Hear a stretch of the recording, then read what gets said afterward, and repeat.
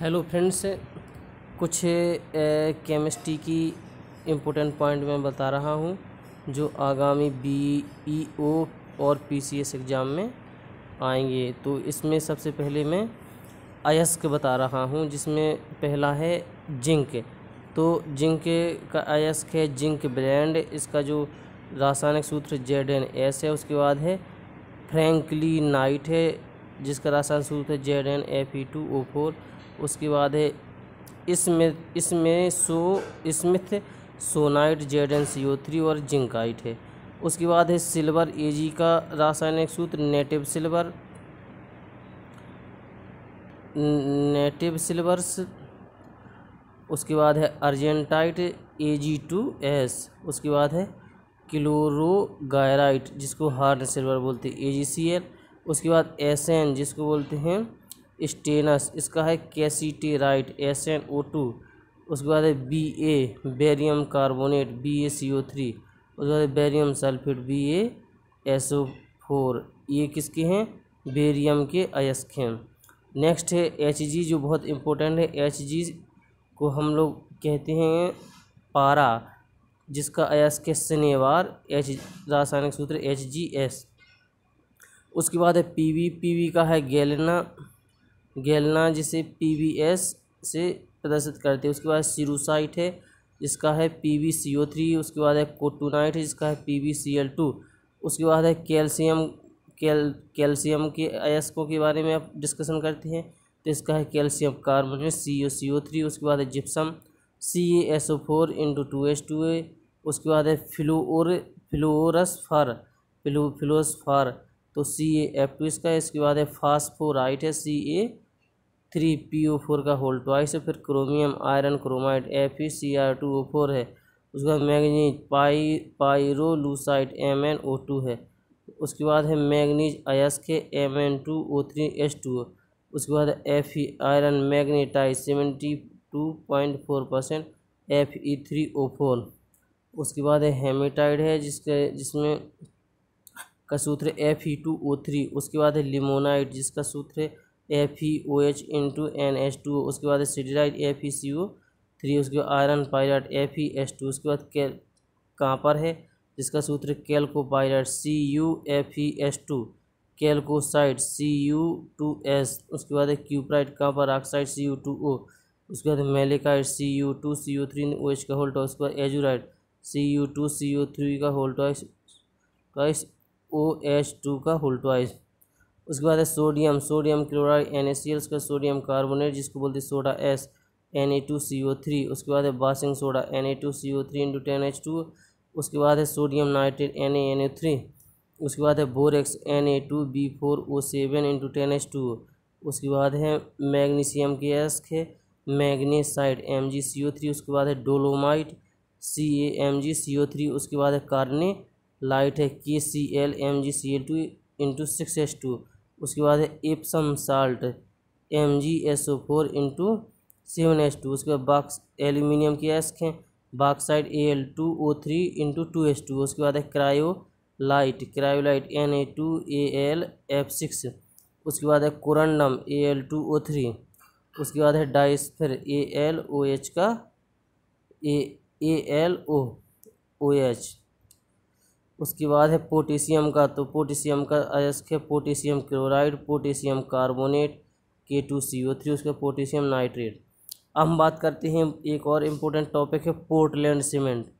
तो यह सर्वाधिक उपयोग किए जाने वाला सामान्य सीमेंट है, जिसका उपयोग भवन निर्माण किया जाता है। इसमें जल मिलाने पर जलयोजन होता है और यह कठोर हो जाता है। पोर्टलैंड सीमेंट के 4 प्रमुख अवयव हैं। बेलाइट है, जिसका रासायनिक सूत्र 2CaOSiO2। उसके बाद है एलाइट 3CaOSiO2। इसको कंबाइंड रूप से कैल्शियम सिलिकेट बोलते हैं। उसके बाद है ट्राई कैल्शियम एल्यूमिनेट 3CaOAl2O3। उसके बाद है ब्राउन मिलेराइट 4CaOAl2O3 × Fe2O3। अब हम बात करते हैं अयस्क को किस तरह से अयस्क का निष्कर्षण करते हैं।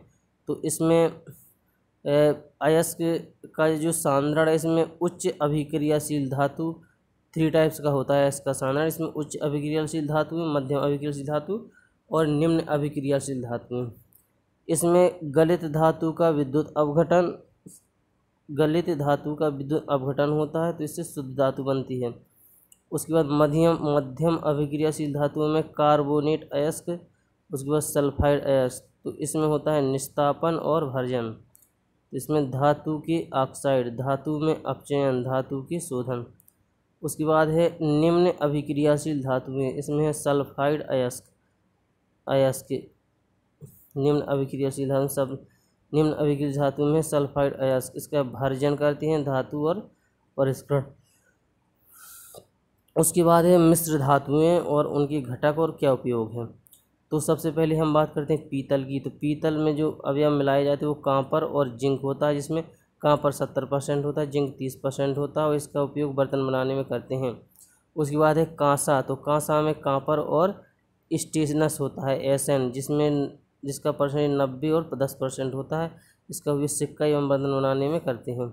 उसके बाद है जर्मन सिल्वर। तो इसमें होता है कांपर प्लस जिंक प्लस निकेल होता है, ये भी बर्तन बनाने में उपयोग होता है। उसके बाद है गन मेटल। तो इसमें होता है कांपर, जिंक और स्टेनस, एसएन, तो इसका तोप और गियर बनाने में उपयोग होता है।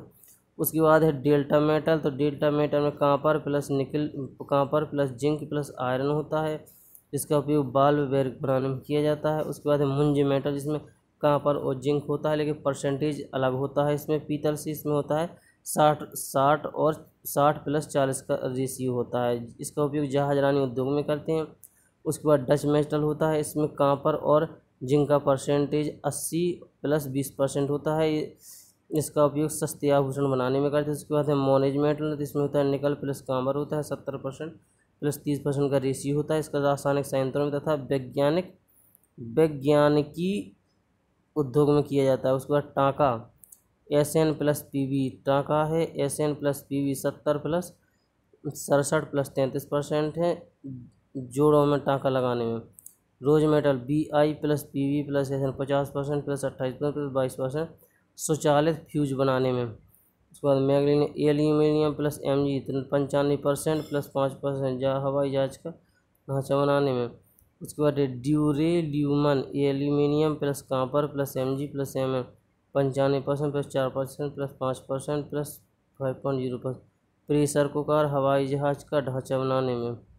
नोट, कांपर को Cu से, SN को टिन कहते हैं और Ni को निकेल कहते हैं और Pb को सीसा कहते हैं। उसके बाद हम बात करते हैं किसकी, कांच की। तो कांच के प्रकार, कांच हमारे यहाँ पर कितने 5 प्रकार हैं। मृदु कांच, तो यह क्या होता है 600 डिग्री ताप पर नरम हो जाता है, इसका उपयोग गिलास, बोतल, खिड़की के कांच इत्यादि में करते हैं।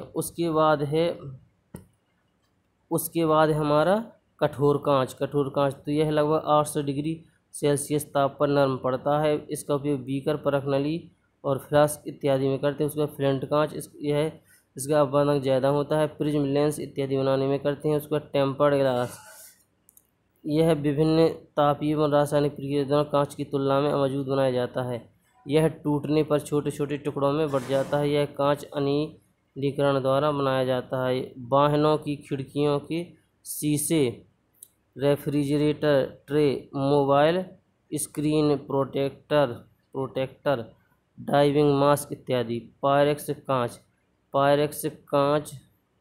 पायरेक्स कांच इसके निर्माण के लिए बोरेक्स मिलाते हैं, इसका सामर्थ्य अधिक होता है प्रयोगशाला उपकरणों में।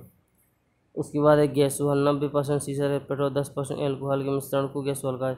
एल्कोहल को मिलाने से पेट्रोल की ऑक्टेन संख्या बढ़ती है, अतः इसमें लेड का प्रयोग नहीं करना पड़ता। लेड एक भारी धातु है जो पर्यावरणीय रूप से ज़्यादा हानिकारक है।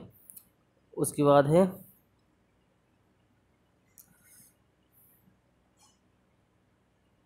बायोडीजल। तो जैविक स्रोतों से प्राप्त हाइड्रोकार्बन के प्रभाजी आसमान से बायोडीजल प्राप्त होता है। जीवाश्म ईंधन की तरह इसे भी आंतरिक दहन इंजन में ईंधन की तरह उपयोग किया जाता है, परंतु यह नवीकरणीय ऊर्जा स्रोत है। कैनोला, जेट्रोफा, सेलिकार्निया आदि पौधों से बायोडीजल प्राप्त किया जाता है। इसे हरित डीजल भी कहा जाता है। तो दोस्तों ये था हमारा रसायन विज्ञान के इम्पोर्टेंट टॉपिक का वीडियो, जो आगामी बीईओ और पीसीएस परीक्षा में आने की 100% संभावना है।